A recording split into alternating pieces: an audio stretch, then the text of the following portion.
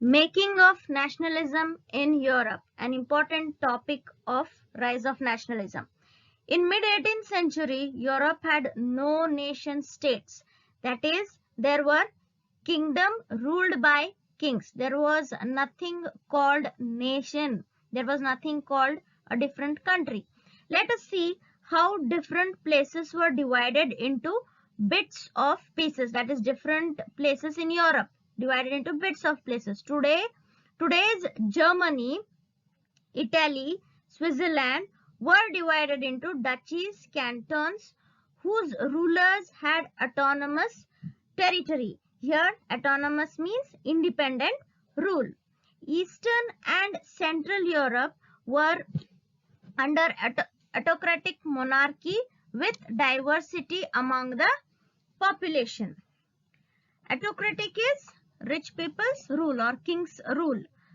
Then Habsburg Empire was ruled by Austrian Hungary, including Alpine region, Tyrol, Austria, Sudetian land, Bohemia, which were German spoken regions. Italian spoken provinces were Lombardia, Venetia. Half of the population in Hungary spoke Magyar. So you can see here that these places were being ruled by different kingdom, were being ruled by different provinces were ruled by different kings, and they had different languages. There was the diversity in Europe was very much. So in also in Galicia, Polish was spoken. Everywhere in Europe, there were places in bits. Languages spoken were different, customs different, culture were also different. There was no political sense of unity. As you have already come across the word nationalism, for nationalism, we need unity, a sense of collective identity, which was missing in Europe now. Now, how did nationalism or nation state emerge? To know about nationalism emergence, we should know about society of Europe, how society was built. That is in French Revolution, we read about society before reading the revolution, right? The same way here we got to know how European society was before dealing with how nationalism emerged. Division of European society. Society was divided into aristocracy and new middle class. There were these aristocracies were politically and socially strong. They were landlords and dominant class in the continent. They were united by a common way of life. You can say even in their marriages, they married only aristocracy. That is how Louis married Mary Antonio. Louis XVI married Mary Antonio because they both belonged to aristocracy family. They owned estates in countryside and also townhouses. And a very common thing, they spoke French and were numerically a small group. Now, how was middle class? New middle class which emerged. They were the commercial classes who existed on the basis of production for the market. That is, they were none but industrial groups, commercial classes who grew up, who had money by industrialization. This middle class included industrialists, businessmen, professionals. They were the educated liberal middle class. They started acting on reason and rational decision. That is, they started thinking why only privileges were being given to these aristocracy people, aristocrats, rich people, king's family, noble family, why only privileges to them? So that is why they started reasoning. They started asking questions. They demanded national unity and opposed. So here, as we discussed in the last slide, that middle class group which was emerging were liberals. They were liberals, liberal middle class. Here, liberal means freedom. Okay, what exactly liberal means? Liberal nationalism means. The word liberal is derived from Latin root liber, meaning free. It meant freedom of individual and equality before law. This did not include universal suffrage.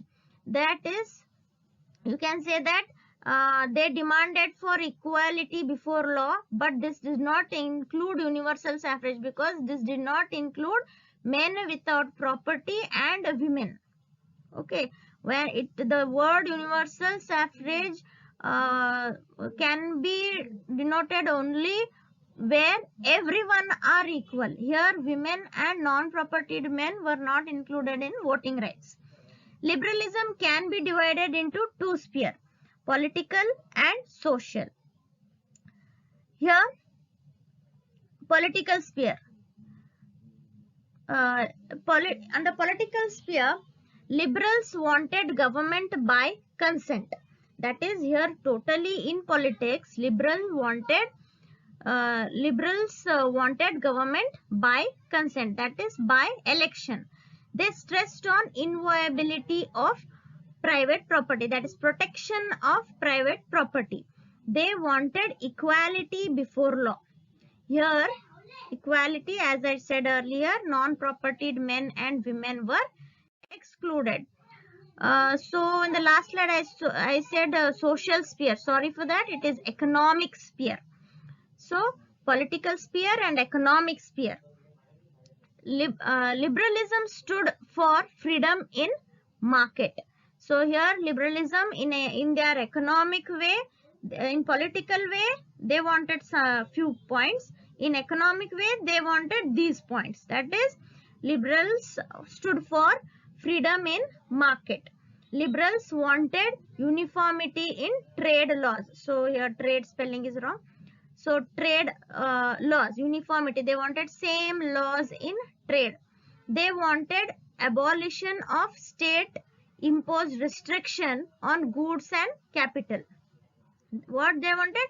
They wanted abolition of state imposed restriction, means taxes, barriers which were there. While moving from one place to another, they had few taxes or barriers on the goods and capital that they wanted to abolish. They argued for unified economic territory. So they wanted everywhere, every passage or a toll where they passed through the goods, they wanted it unified. Everywhere they wanted the same amount to, or abolition of taxes. So there were few challenges and difficulties faced by liberalism during their time. That is, these difficulties were to spread liberalism or to spread nationalism. They faced few challenges or difficulties. There were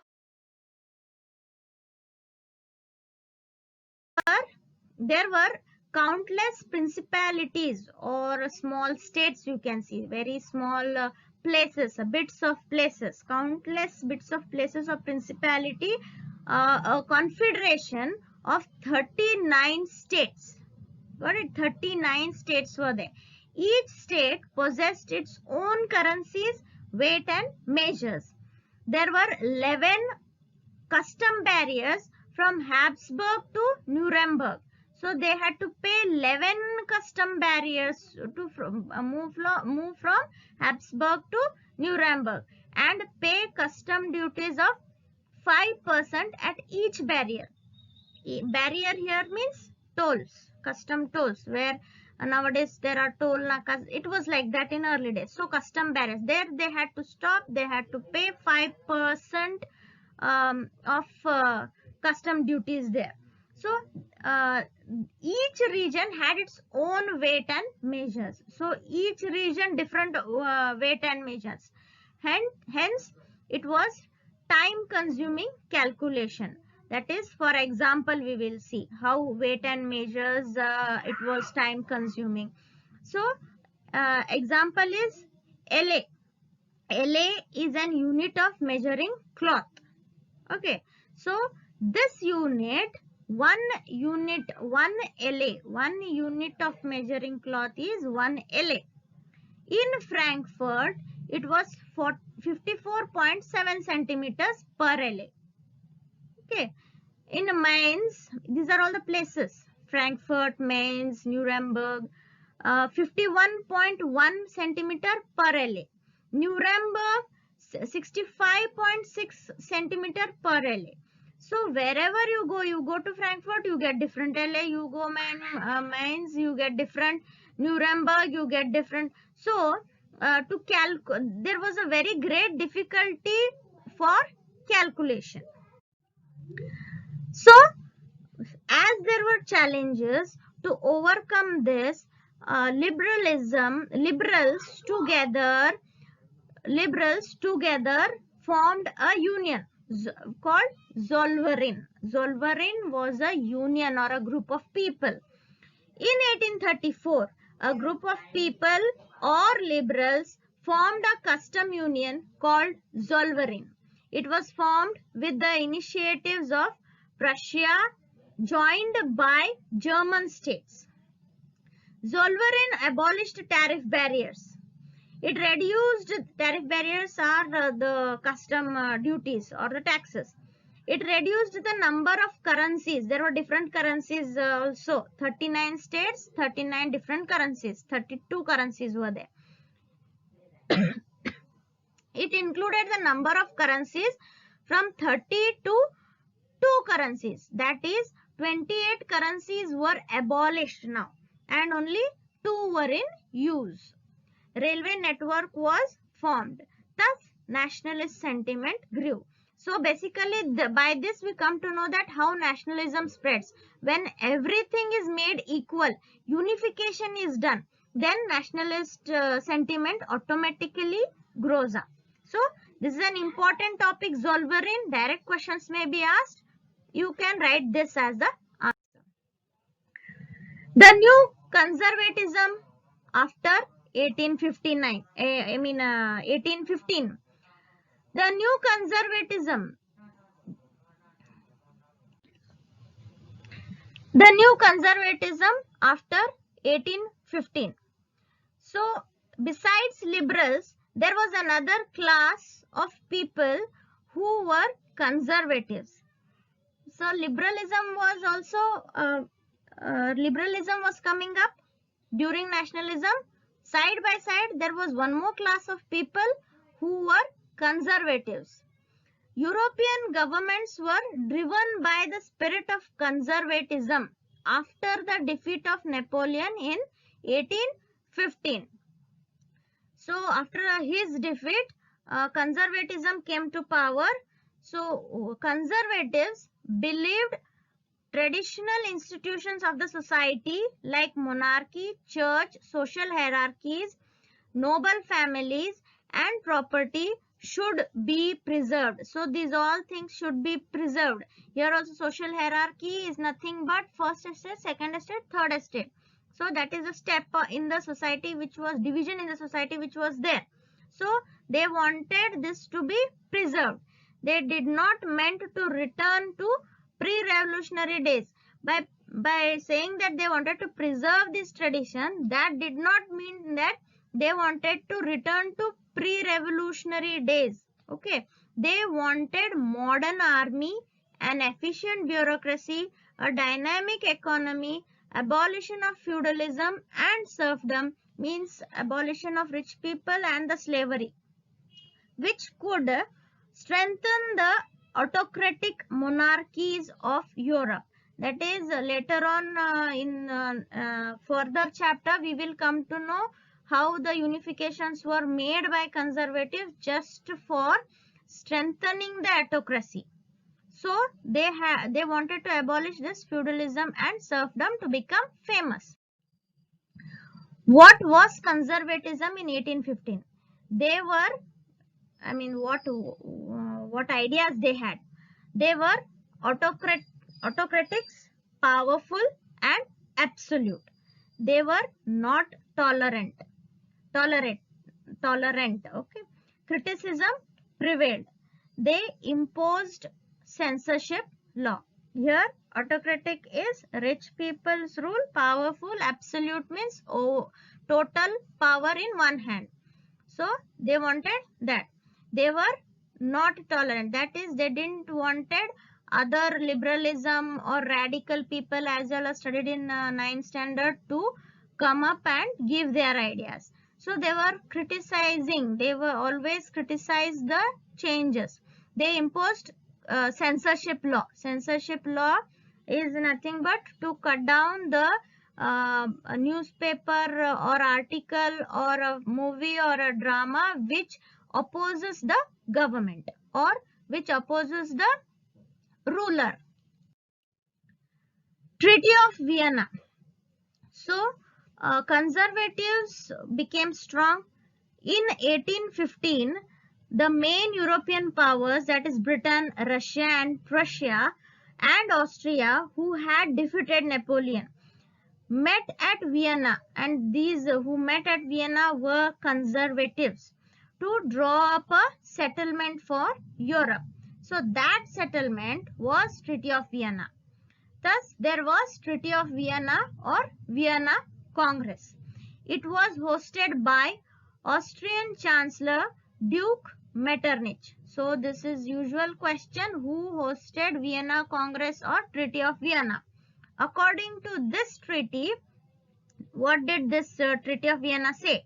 Bourbon dynasty was restored to power. France lost the territories it had annexed under Napoleon. So as you all remember, Napoleon wanted power, and he used to annex or conquer the nearing states or places near the France, like Dutch, and other places in the France. A series of states were set up on the boundaries of France to prevent French expansion in future. That is, a series of states were being set up here. For example, these all are the states. Imagine this is France, and these are all the states which were being set up by conservatives. Why they set up this? Here Nuremberg, Dutch, and all, they set up many states near surrounding this France. So why did they do that? If in case the enemies attack here, before attacking, the enemies enter France, France will come to know that the enemies are entering through this small states. So France will be ready for the attack. And also one more reason was not to they didn't wanted France to expand. Okay, so intention was to restore monarchy. The main intention of this treaty was to restore monarchy, and this type of state is called as buffer state. Like for example, India, China, in between India and China we have Nepal. So Nepal will be the buffer state. Next video will be on revolutionaries. Please like, share and subscribe.